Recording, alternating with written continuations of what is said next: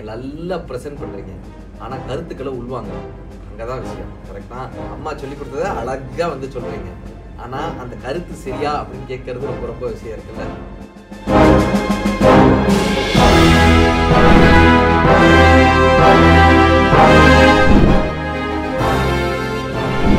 கோட்டைகளுக்கு பேர் போன புதுக்கோட்டை மாவட்டத்திலிருந்து ராணியர் அரசு மேல்நிலைப் பள்ளியிலிருந்து சஞ்சனா அவர்கள் அடுத்த போட்டியாளரா வராங்க.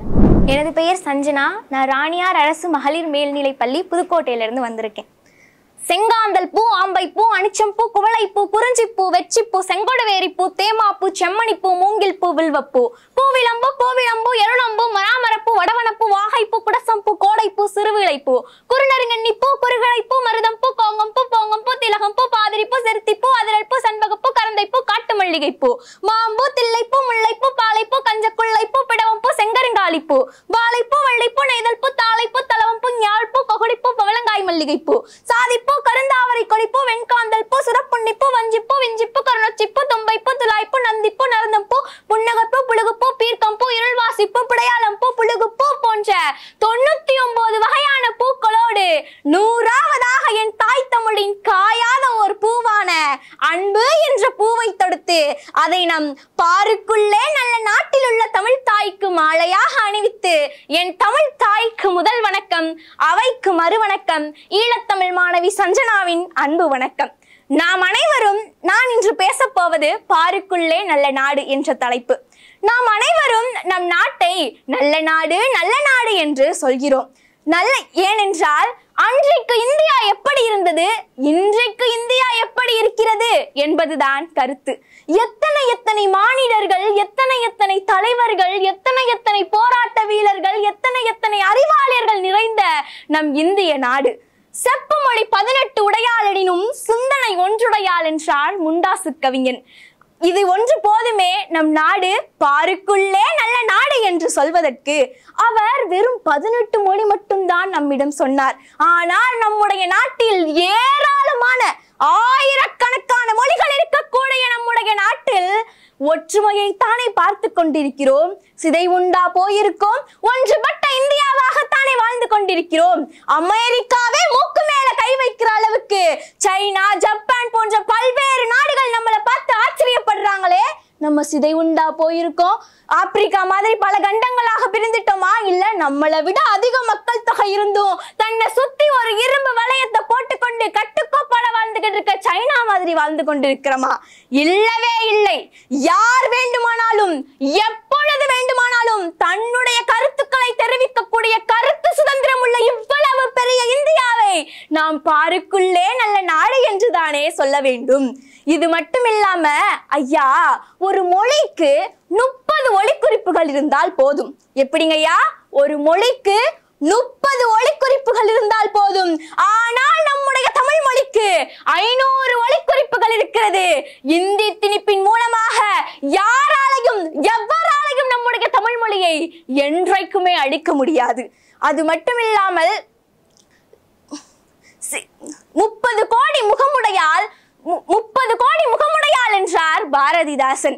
நம்மிடம் 130 முகங்கள் இருக்கிறது. ஆனால் அவர் கூறிய ஒரே சிந்தனை நம்மிடம் இருக்கிறது.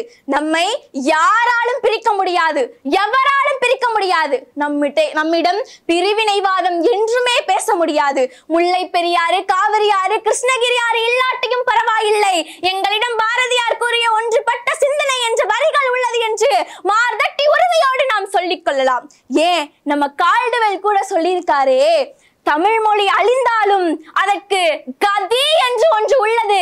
கம்பராமாயணமும் திருக்குறளும் இருந்தால் போதும், தமிழ் மொழிக்கு அழிந்தவற்றை நாம் எல்லாவற்றையும் திருப்பி மீட்டு கொண்டு வரலாம் என்று நம்முடைய தமிழ் மொழியின் சிறப்புகளை நம்ம கால்டுவெல் ஐயா கூட சொல்லியிருக்காரே. இதை விட என்ன வேணும் நம்ம இந்திய நாடு பாருக்குள்ளே நல்ல நாடு என்று சொல்வதற்கு? இது மட்டுமா?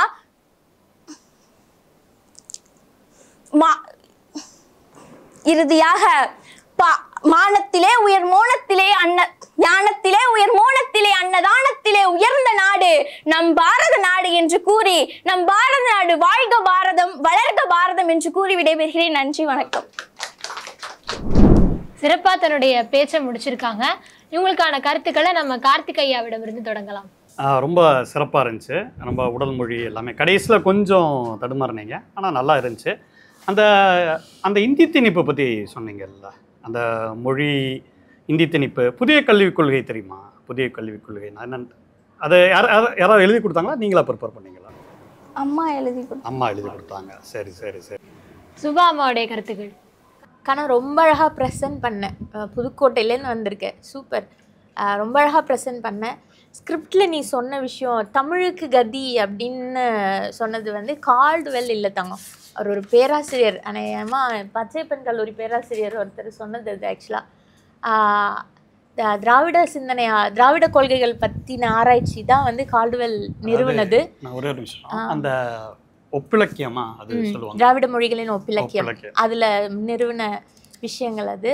அதனால் எதிர்கால பேச்சாளர்கள் நீங்கள்லாம் உங்கள் பிழைகளை சுட்டி காட்டுறோன்னு தயவு செஞ்சு நினச்சிடாதீங்க. பிழைகளை சுட்டி காட்டினாதான், நாங்கள்லாம் சுட்டி காட்டினாதான் நீங்கள் செழுமையாக வளர முடியுங்கிறதுக்காக சொல்கிறோம். உன்னோட பெரிய ப்ளஸ் உன்னோட ஸ்மைல், உன்னோட கான்ஃபிடென்ட் ரொம்ப ரொம்ப அழகாக இருக்குது ஸ்டேஜில் பார்க்குறதுக்கு. உன்னோட ஃபோட்டோ எடுத்துக்கிட்டேன், பார்த்ததும் அழகாக இருந்துச்சு. சிறப்புடா. நல்ல இதே கான்ஃபிடென்ட்டோட நீ ப்ரிப்பேர் பண்ண ப்ராக்டிஸ் பண்ணு. அம்மா பெரிய கனவோடு இருந்திருக்கிறாங்க, நம்ம பிள்ளைக்கு இவ்வளோ பெரிய திறமை இருக்குது, அதை வந்து உலகறிய செய்யணும்னு நினச்சி அடுத்த கட்டத்துக்கு ஒன்று வளர்த்து விட்டுட்டாங்க. நீ இனிமேல் வளர்கிறதுக்கு, உயர பறக்கிறதுக்கு ரெடி ஆயிடணும். சார் ஒன்று சொல்லிக்கிறேன், இந்த வாய்ப்பை ஏற்பு கொடுத்ததுக்கு ரொம்ப நன்றி சார். இந்த இடத்துல வந்து நான் நிறைய விஷயம் கற்றுக்கிட்டேன் சார், அதுக்கு ரொம்ப நன்றி. எனக்கு இந்த இடம் வந்து இன்னும் எதிர்காலத்தில் ஒரு பெரிய நிலைக்கு நான் போவேன் அப்படின்ற ஒரு நம்பிக்கை எனக்கு இந்த இடம் கொடுத்துச்சு. அதுக்கு ரொம்ப நன்றி சார் இந்த வாய்ப்பை. எப்பயுமே எப்பொருள் யார் யார் வாய் கேட்பினும், கரெக்டா? அந்த யார் யாருன்றது பெரியாராகவும் இருக்கலாம், வாரியாராகவும் இருக்கலாம். எப்பொருள் யார் யார் வாய் கேட்பினும் அப்பொருள் மெய்ப்பொருள் காண்பது அறிவுனாங்க. அந்த யார் யார் வாயில அம்மா சொன்ன விஷயமாக இருந்தாலும் கூட அது நமக்கு கரெக்டாக வருதா அப்படின்றத ரொம்ப ரொம்ப பார்க்கணும். நமக்கு அது சரிப்பட்டு வருதா, அந்த விஷயம் சரியான முறையில் நம்ம சொல்கிறோமா அப்படின்றது. நீங்கள் நல்லா ப்ரெசென்ட் பண்ணுறீங்க, ஆனால் கருத்துக்களை உள்வாங்கலை, அங்கே தான் விஷயம். கரெக்டாக அம்மா சொல்லி கொடுத்ததை அழகாக வந்து சொல்கிறீங்க, ஆனால் அந்த கருத்து சரியா அப்படின்னு கேட்கறது ரொம்ப ரொம்ப விஷயம் இருக்குல்ல, அதை நல்லா பண்ணுங்க. சிறப்பு. புதுக்கோட்டையிலேருந்து இவ்வளோ தூரம் வந்திருக்கீங்க, இன்னும் பல மைல்கள் உங்கள் பயணத்தில் வரத்துக்கு எங்களுடைய வாழ்த்துக்கள். நன்றி. போட்டி விறுவிறுப்பா போய்கொண்டிருக்கு, எல்லாருமே நல்லா பேசிட்டு இருக்காங்க. அடுத்தபடியா இப்போ வானொலியில் தொகுத்து வழங்கக்கூடிய, வானொலியில் பணி செய்யக்கூடிய ராமமூர்த்தி அவர்களை பேச அழைக்கிறோம். நேற்று இந்த நிகழ்ச்சிக்கான அழைப்பு வந்தது.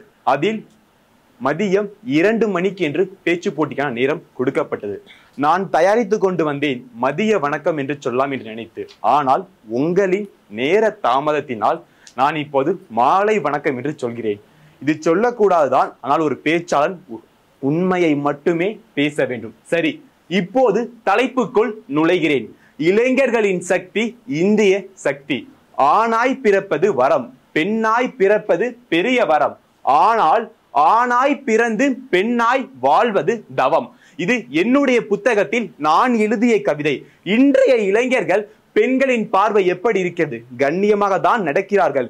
இன்றைய திருநங்கைகளும் எடுத்துக்கொள்ளுங்கள். முதல் பட்டப்படிப்பு பெற்ற ஜென்சி அவர்கள் சொல்கிறார், நான் ஆரம்பத்தில் கல்லூரிக்கு போகும்போதே சற்று கூச்சமாக இருந்தது, ஆனால் இன்று நான் மிகப்பெரிய ஒரு பேராசிரியராக இருக்கிறேன் என்று. அப்பேற்பட்ட இளைஞர்கள் சக்தி, இந்திய சக்தி மிகப்பெரிய சக்தி தானே. பொதுவாக நாம் அனைவரும் என்ன நினைத்து கொண்டிருக்கிறோம் என்றால், பொதுவாக இளைஞர்கள் என்றாலே ஆணை மட்டும்தான் குறிக்கும் என்று நினைத்துக் கொண்டிருக்கிறோம். ஆனால் சத்தியமாக அது அப்படி கிடையவே கிடையாது. இளைஞர்கள் என்றாலே ஆணையும் குறிக்கும், பெண்ணையும் குறிக்கும், திருநங்கைகளையும் குறிக்கும். அந்த வரிசையில் பார்த்தால் நர்த்தகி நடராஜன், பத்மஸ்ரீ விருது பெற்ற நர்த்தகி நடராஜன் அவர்கள் அழகாக கூறுகிறார், நான் ஆரம்பத்தில் பரதம் கற்க செல்லும் போது என்னுடைய ஆசிரியர் என்னை வெறுத்து ஒதுக்கினார். ஆனால் நான் பல்வேறு முயற்சிக்கு அப்புறம் கற்றுக்கொண்டு இன்று பத்மஸ்ரீ விருது பெற்றிருக்கேன். அப்பேற்பட்ட முயற்சியால் உயர்ந்த நர்த்தகி நடராஜனின் சக்தி இளைஞர்களின் சக்தி, இந்திய சக்தி என்று தானே கூற வேண்டும். சமீபத்திலே திருச்சியிலே ஒரு நிகழ்வு, அதாவது விமானம் போய்கொண்டிருக்கிறது. இறங்குவதற்கான சில சிக்கல் ஏற்பட்டு விட்டது. அப்போது ஒரு பெண் விமான பயணி நன்றாக திறமையாக செயல்பட்டு அந்த விமானத்தை இறக்கிவிட்டு வெளியே வருகிறார்.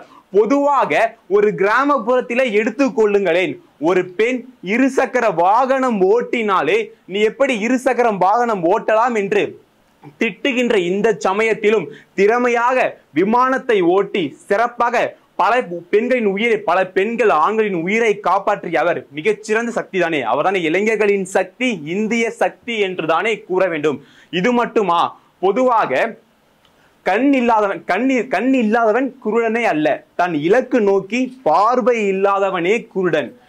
கால் இல்லாதவன் மடவன் அல்ல, தன் இலக்கு நோக்கி ஓடாதவனே மடவன். அப்படி இருக்கின்ற சமயத்திலே அகரம் ஃபவுண்டேஷன் ஐயா கூட ஏற்கனவே கூறிவிட்டார். அதில் ஒரு மாற்றுத்திறனாளி கூறுகிறார், நான் ஒரு சற்று 12ஆம் வகுப்பில் நன்றாக படித்து நல்ல மதிப்பெண் பெற்று உள்ளேன், ஆனால் நான் வறுமையில் இருக்கின்றேன், எனக்கு சரியான மருத்துவ படிப்பு படிப்பதற்கான வசதி கிடைக்காமல் போய்விட்டது. அந்த நேரத்தில் அகரம் சூர்யா அவர்கள் உதவி பண்ணினார். அதனால் இன்று நான் மிகப்பெரிய மருத்துவராக இருக்கிறேன் என்றால் அதற்கு காரணம் அவர்தான் என்று கூறுகிறார். அப்படி இருக்க பல ஆயிரக்கணக்கான மக்களை படிக்க வைத்த அகரம் சூர்யா, அவருடைய சக்தி, இளைஞரின் சக்தி மிகப்பெரிய சக்தி தானே. அப்படி திறமையாக படித்து வந்த அந்த மாற்றுத்திறனாளி அவர் மிகப்பெரிய இந்திய நாட்டின் மிகப்பெரிய சக்தி தானே. இது மட்டுமா? அதே இடத்திலே அந்த மேடையிலே எங்கள் கல்லூரியை சேர்ந்த SRM மாணவர் ஒருத்தர் சொல்கிறார், நான் 12ஆம் வகுப்பு முடித்ததும் வெறும் 50% மதிப்பெண் மட்டும் தான் பெற்றேன். எனக்கு படிப்பின் மீது நாட்டம் அல்ல, ஆனால் செய்முறை தேர்வில் மிக அதிகமான நாட்டம் உள்ளது. நான் எந்த ஒரு பொருளையும் உடைத்து பார்த்து கண்டுபிடிப்பேன். அப்படி இருக்க நான் கண்டுபிடித்த இந்த மிதிவண்டியில் அவருடன் ஒரு பயணம் வர வேண்டும் என்று சுற்றி வந்தார். அவர் சொல்லுகிறார், நான் 1000 கண்டுபிடிப்புகள் கண்டுபிடித்தாலும், நான் பல வண்டிகளில் பயணம் செய்திருந்தாலும் இந்த வண்டி மிகப்பெரிய ஒரு சிறப்பு வாய்ந்த வண்டி என்று அகரம் சூர்யாவே பதிவு செய்கிறார். அப்படி இருக்க வெறும் மனப்பாடம் மட்டும் செய்து தேர்வு, அதாவது வீட்டில் வாக்கியங்களை மனப்பாடம் செய்து தேர்வறையில் விவாகரத்து செய்யும் இன்றைய மாணவர்களுக்கு மத்தியில் எந்த ஒரு பொருளையும் உடைத்து பார்த்து ஆராய்ந்து உற்று பார்த்து ஆராய்ந்து மிகப்பெரிய ஒரு கண்டுபிடிப்பை கண்டுபிடித்த அகர மாணவர், எங்களுடைய SRM பல்கலைக்கழகத்தை சேர்ந்த மிகப்பெரிய ஒரு மாணவர். அவருடைய சக்தி, இளைஞர்களின் சக்தி மிகப்பெரிய சக்தி தானே. இறுதியாக இந்த கவிதை வரியோடு முடிக்கிறேன். இளைஞனே, உனக்குள் ஒரு எரிமலையே இருக்கிறது, நீ ஏன் தீக்குச்சிக்கு தேடுகிறாய்? உனக்குள் மிகப்பெரிய ஒரு நூலகமே இருக்கிறது, நீ ஏன் தாள்களை தேடிக்கொண்டிருக்கிறாய்? உனக்காக உழைத்துக் கொண்டே இரு. இளைஞர்களின் சக்தி இந்திய சக்தி என்று கூறி விடைபெறுகிறேன். நன்றி, வணக்கம். இளைஞர்களுடைய கண்டுபிடிப்புகளை எல்லாம் பட்டியலிட்டு அதனுடைய கதைகள் சொல்லி தன்னுடைய பேச்சை அமைச்சிருந்தாரு. இவருக்கான கருத்துக்களை நம்ம மஞ்சுளா அம்மா கிட்ட இருந்து ஆரம்பிக்கலாம். ஒரு ஆர்வமாக எல்லாத்தையும் கொண்டு வந்து சொல்லிடணும் அப்படின்ற ஒரு அலைபாயிர ஒரு இது வந்து அலை மோதக்கூடிய ஒரு உணர்வுகளை வந்து பார்க்க முடிஞ்சுது. அப்புறம் உங்களுடைய கல்லூரிக்கான ஒரு பெருமையும் நடுவில் வந்து தேடிட்டீங்க. அது எல்லாமே நல்லா இருந்தது. நல்ல ஒரு நிறைய விஷயத்த வந்து கொடுக்கணும். அதுலேயும் இன்றைக்கி இருக்கக்கூடிய இளைஞர்களினுடைய சாதனை, ஏன்னா இளைஞர்கள் வந்து திசை மாறி போகிறாங்க, வழி தவறி போயிட்டுருக்காங்க அப்படின்ற அந்த ஓயாத குற்றச்சாட்டை வந்து மாற்றணும் அப்படின்ற ஒரு முன்னெடுப்பாக உங்களுடைய பேச்சு அமைந்தது. வாழ்த்துக்கள். இந்த நஞ்சன நமன அப்படின்னு நம்ம சொல்லுவோம், அதில் மட்டும் கொஞ்சம் இன்னும் கவனம் இருந்தால் நல்லாயிருக்கும். வாழ்த்துக்கள், பாராட்டுகள். கார்த்திகையாவுடைய கருத்துக்கள். எனக்கு என்ன பட்டுச்சுன்னா, உங்கள் அரசியல் கண்ணோட்டம் முதல்ல நல்லா இருந்துச்சு. இளைஞர்கள் சொல்கிறதுக்கு உண்டான விளக்கம், பெண்கள், ஆண்கள், அதை தாண்டி நீங்கள் திருநங்கைகளையும் சேர்த்து அந்த நர்த்தகி அவங்களோட உதாரணத்தை கொண்டு வந்து அப்படி ஆரம்பித்து அப்புறம் பெண் பைலட்டோட விஷயங்கள் ஆரம்பித்து அது ஒரு நல்ல ஸ்ட்ரக்சர்டாக நல்லா ப்ரிப்பேர் பண்ண ஒரு ஸ்பீச்சாக எனக்கு பட்டுச்சு. ஆனால் உச்சரிப்புகள் எனக்கு தெரிஞ்சு இவங்க சொல்கிற மாதிரியே இருந்துச்சு. அதுவும் நீங்கள் சொன்ன உதாரணங்கள் எல்லாமே நல்லா இருந்துச்சு. அகரம் அந்த அந்த ஒரு வண்டி, செயல்முறை கல்வி, நிறைய விஷயத்தை உள்ளே அடக்கிட்டு போயிட்டீங்க. எனக்கு தெரிஞ்ச அந்த பேச்சில் கொஞ்சம் ஏற்ற இறக்கங்கள் இருந்துக்கலாம்னு தோணுச்சு. ஆனால் உணர்ச்சி பழம்பாக பேசுகிறீங்க. இவங்க தோழர் சொன்ன மாதிரி அலை மோதுற மாதிரி அப்படி இருந்துச்சு, அந்த ஃபோர்ஸ் இருந்துச்சு. வாழ்த்துக்கள், நல்லா தான் பேசுனீங்க. சில உச்சரிப்புகள் அது போக போக உங்களுக்கு நிறைய மேடைகள் பார்க்குறப்ப வரும். வாழ்த்துக்கள், நல்லா இருந்துச்சு.